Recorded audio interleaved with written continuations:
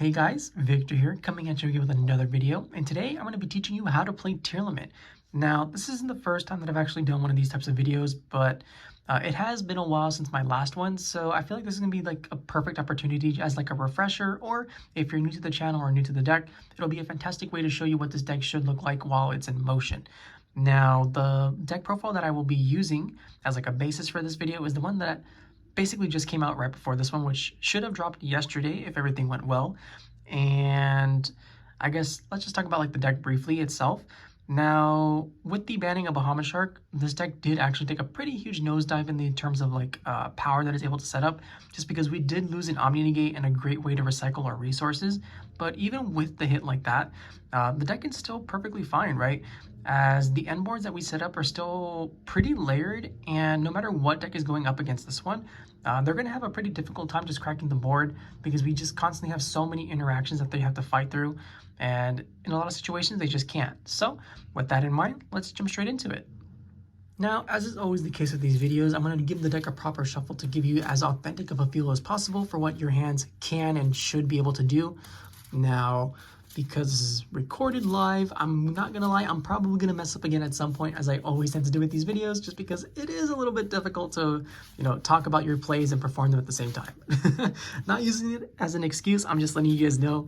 But yeah, as far as like the deck is concerned, the reason why I do this, in case you were wondering, is because I want you guys to have like as real of an experience as possible, and you don't really get that by me giving myself the perfect 5-card hand. But by me shuffling the deck and playing with good and mediocre hands, you can see what like goes through my mind as I attempt to just play to the best of my abilities. And that's just not always going to be the case, right? You can't always perform at 100%. You will misplay at some point. It's just inevitable, especially with a deck as hard as this, because there are no like real guidelines to follow. You're definitely playing as you go, which is why this is probably one of the harder decks to play, at least like in a competitive sense, because it's very easy to just misplay, and I don't fault you for that. It's just the nature of the beast, right? So yeah, with that in mind, we'll just give this one last cut, and then we are good to go. So then we're gonna draw our 5 cards, being 1 Imseti Glory of Horus, 1 Tearlaments Meta Noise, 1 Tearlaments Soliac, a Forbidden Droplet, and a Tearlaments Rhinoheart. So overall, pretty mediocre hand. Especially if we end up getting ashed, right? Because if we get ashed on the Imseti, our turn essentially just ends. And while we can still play to like a certain extent by like normal summoning or Rhinoheart, so let's say this gets ashed, right? So from here, we'll just go normal summon Rhinoheart, and then we're going to send like our Tear Cache to mill 2 more cards. And if we don't hit anything, it's perfectly fine. But let's just use this as an example. We're not going to play it as if it is, or as if our card did get ashed, but let's just say, for example, it is, right? So we go send Tearlaments Kashtira, we mill 2 cards. Like I said, if whatever we mill, it doesn't really matter. We just need it in the graveyard to ensure that we can actually play on the next turn. So our Tear Cache will mill 2 cards. It's a Happy and a King Sarcophagus, like I said, whatever. And then from here, we're actually only going to set the Soliac. Now, you may be wondering, why do I only set the Soliac? Well, because what we're going to do is we're going to activate the Soliac. We're going to send our Rhinoheart to negate a monster effect, and then our Rhinoheart's going to come back. It's going to special summon itself. It's going to send the Meta Noise, and then we're going to go chainlink 1 Rhinoheart to send another card, and then chainlink 2 Meta Noise to add the Tear Cache back to our hand. And then hopefully, depending on like what we send, which is probably going to be like another Tear Cache to mill 2 more cards, plus an additional 3 cards, we can maybe try and play something, but that's just like a worst case scenario. So let's just rewind this and assume that nothing ever happened.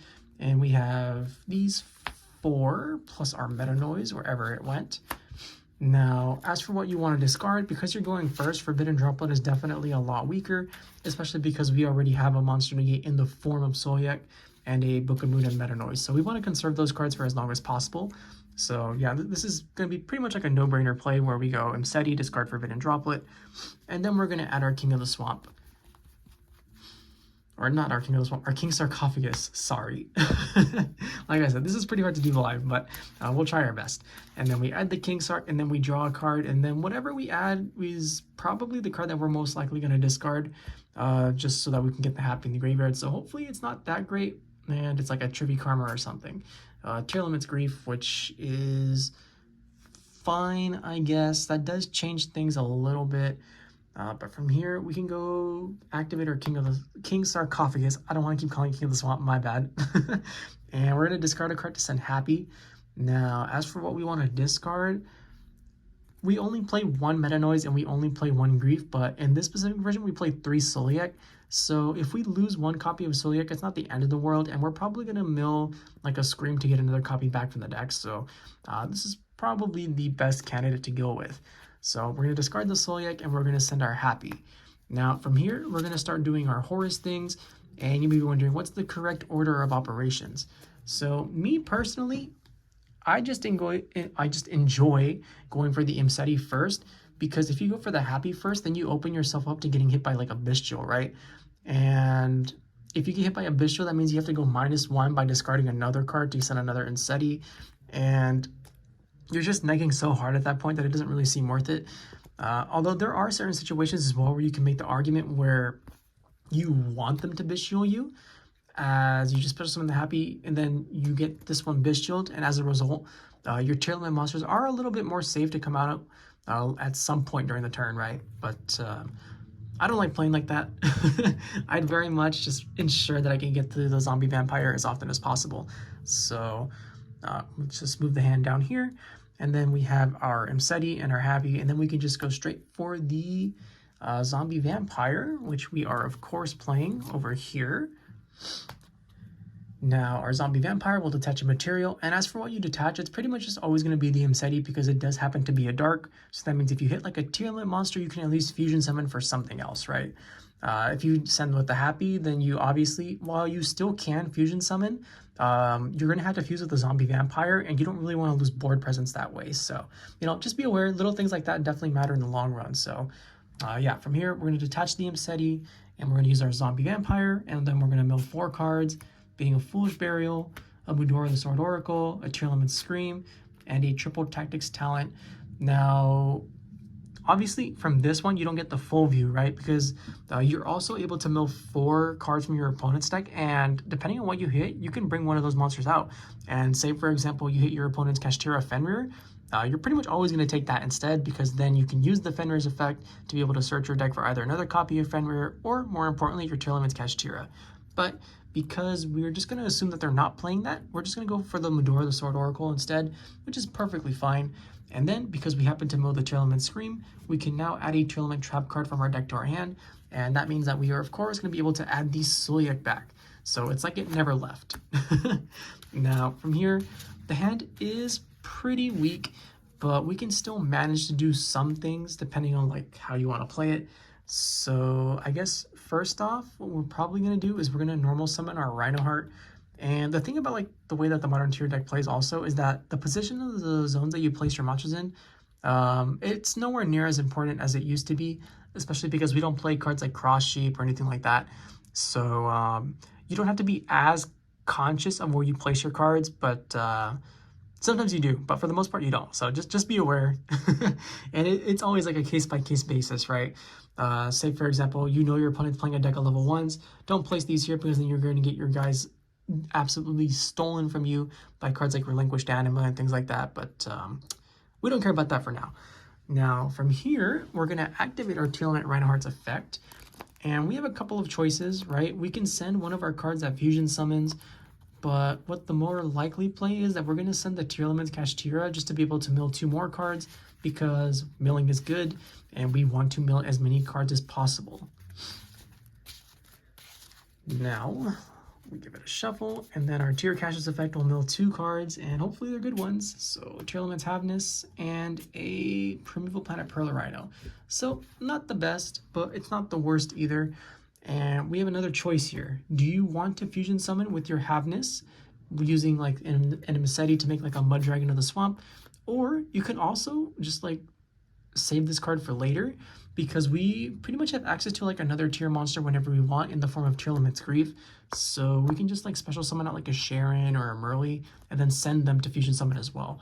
But I guess this is probably like where one of the biggest glaring weaknesses comes from, because we no longer have Bahamut Shark, and normally this would mean that we go for the Bahamut Shark Toad play, but we no longer have that, so we unfortunately can't. Now, as a result, I think we're still going to make the Mud Dragon of the Swamp just so that we can have some fodder available to us. But yeah, it should be fine. So we're going to special summon the Mud Dragon of the Swamp here, and then we're going to send these two to the bottom of the deck. Now, our hand is in a pretty awkward position, but we do have some ways to be able to fix it. And then let me just, yeah, so this is fine. Let's make sure these are the Havness and the Horus. Yeah, okay. So we do have a couple of things that we can do. We can go for the Grief and just try to bank it on like Merly Milling 3. Or we can go into the Dugaris play, which allows us to draw 2 cards and then discard 1 to be able to, just get through our deck a little bit harder or a little bit more easily. And I think that's what we're going to do. The only downside is that we do, in fact, lose the draw phase of our next turn. But in desperate times like these, it's definitely a trade that we're more than willing to make. So we're going to overlay these 2 for Dugaris the Timeless. And then we're going to detach 2 to draw 2 and discard 1.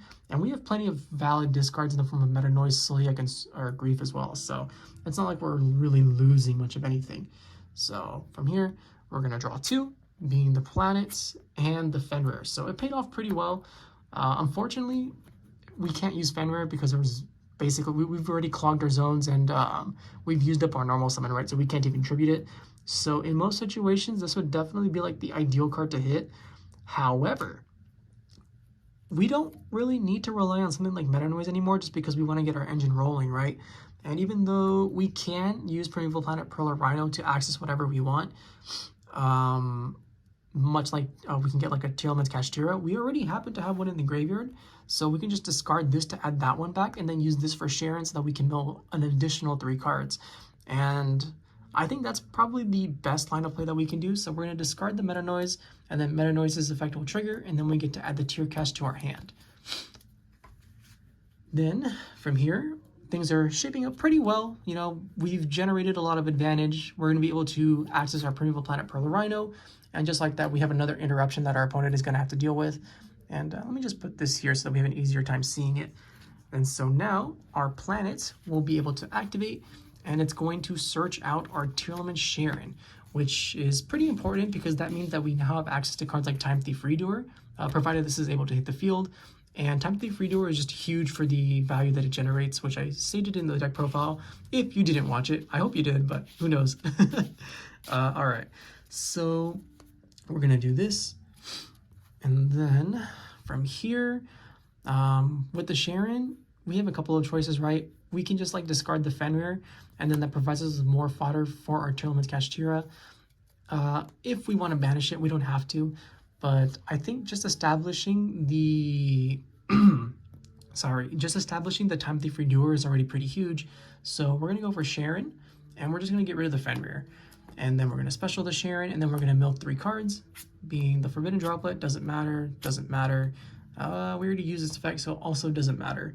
And I'm being honest, we've basically already gotten all the effects that we really wanted, right? So we don't really need to try too hard to mill anything else. Maybe we can get like a Merly in the graveyard at some point if we really wanted to, say, for example, just like Fusion Summon, but it's not that big of a priority. However, we do maybe want to have access to like a Beast King of the Swamp at some point. So I don't know, we'll see what happens. For now, we're just going to overlay these 2 for the Time Thief Redoer just to have that established. And this also does give us a little protection against the cards like Nibiru, which if our opponent had, probably would have dropped it already, but we're just going to assume they don't have it, right? It's not real. It can't hurt us. But even so, the Redoer is established, which means that you can Fusion Summon at any single point. And because we can Fusion Summon whenever we want, that means that we're going to be able to have a free pop essentially whenever we want. And if Time Thief Redoer is able to take like a spell or trap, then it's even better because that means we either get to draw a card or take a face-up card from our opponent's field and put it on top of the deck. But yeah, Redoer, great here.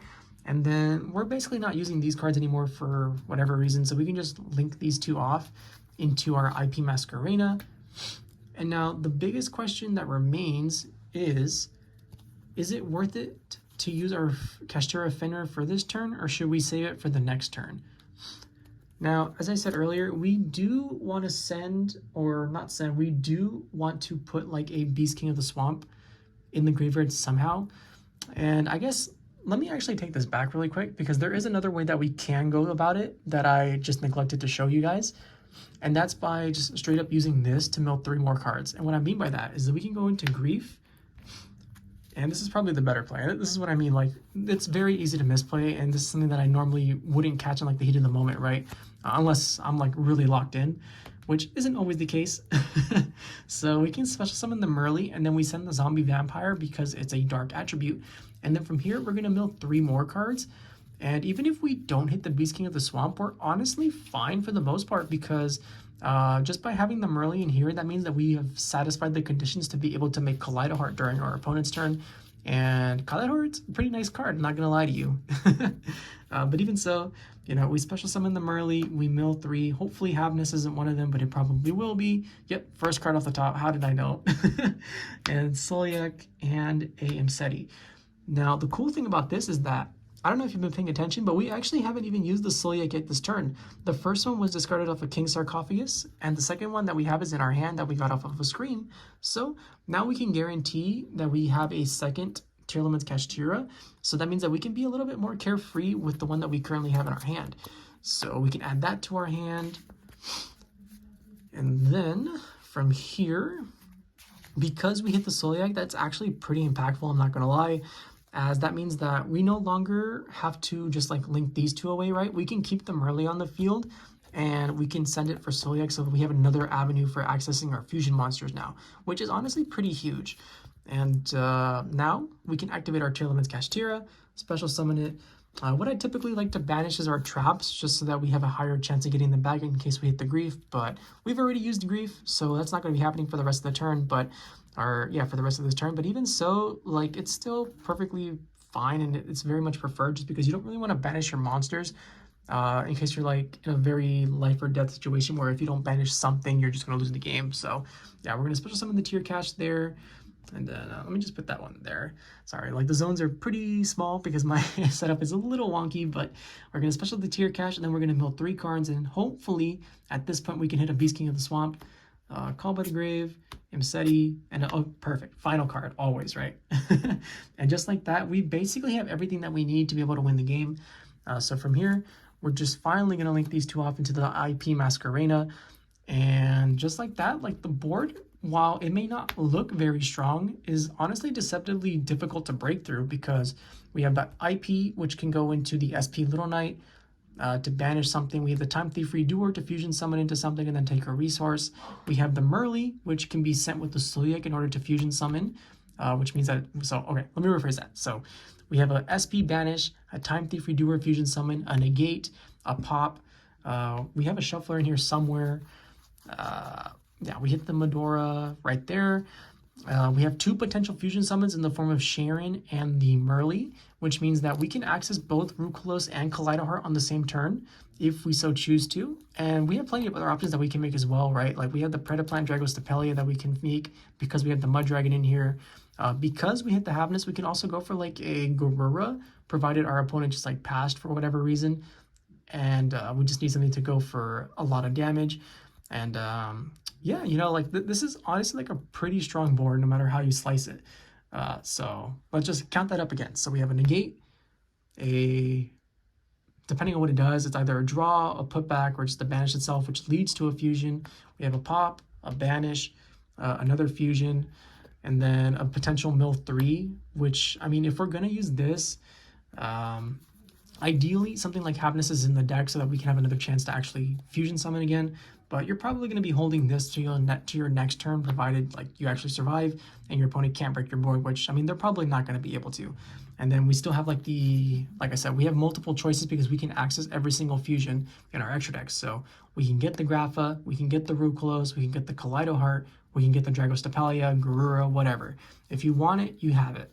And, you know, the hand started off a little bit shaky, but we were able to make our way into a pretty decent board, I'm not going to lie.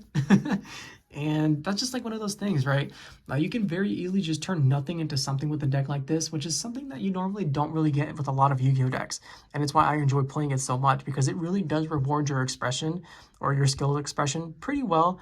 And you can definitely tell when someone is a good Tearlament player. You can tell when someone's a very bad Tearlament player just by the way that they're able to use their cards. So hopefully I give the impression that I at least know a little bit of what I'm doing, even though I did misplay slightly throughout the video. And if you guys enjoyed it, please feel free to like, comment, subscribe, and I'll catch you guys next time. All right, see ya.